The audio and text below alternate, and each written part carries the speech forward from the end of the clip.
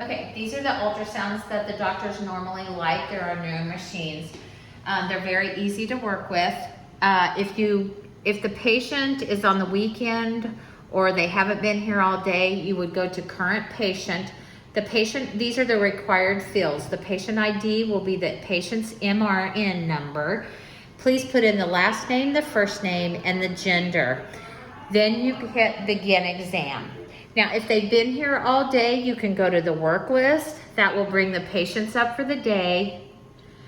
And normally there would be a list. You would pick the patient and then you would hit begin exam. Okay. So you want to do an exam on a test patient? Yes. So we can show them the other part? So go to current patient? Yeah, let's put in a test here so that we can show you. So we would begin exam. That would be, and you will notice that on this patient, if it was a real patient, the patient's name and the date of birth would come up here. And then of course, what type of exam is done. And also show them how to select it. So if you look at the different probes, you just can look at the probes and it tells you what this is. This is the normal probe that we use, the 4 to 12T.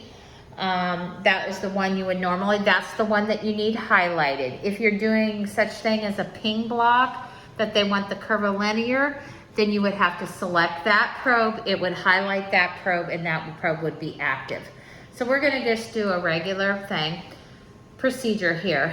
Now, this is the type of procedures. You can either go here or here, and what you need to select, and that gives you the depth and the gain that hopefully would be pretty close to what you need for that procedure. So we're gonna do an adductor saphenous, and that would be our image. It shows up here and it shows up here. We have our patient here. And now we are ready to scan. So the doctor would go ahead, we would do our procedure. Now during that, you need at least to get one picture during the procedure. In order to do that, the doctor will say, take that picture, you're gonna hit freeze, you're gonna hit store and freeze. At that point, this icon was not there before, and it says review it, and it has the eyeball and it has a 1. That's how you know that you've captured that picture. Excuse me. And so then you're gonna finish your procedure. At the end of the procedure, you're gonna hit review. That will bring your picture up. You're gonna double tap that picture.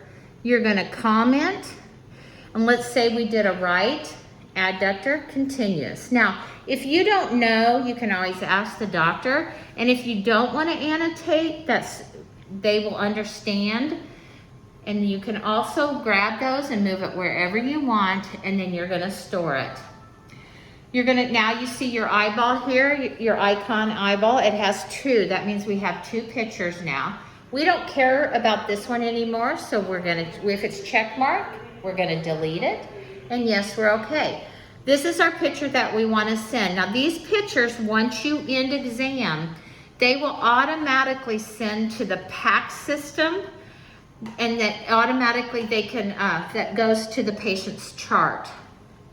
So you can go to scan or you can go to patient, doesn't matter which one. If you go to scan, you're going to end your exam, and for this instance, we're going to go ahead, but normally you would say, do you want to end exam, and it'll say yes, but we're going to delete this one because we're just... Does the little box that was up have to be checked when you do that? Because it was not checked when... I'm not sure. I don't think it does. Yeah, no, but yeah, okay. And then, yeah, so you want to try to end exam so that it automatically that picture gets sent to the PACS, and that's very important for like the anesthesias, documentation, and charging purposes. Perfect.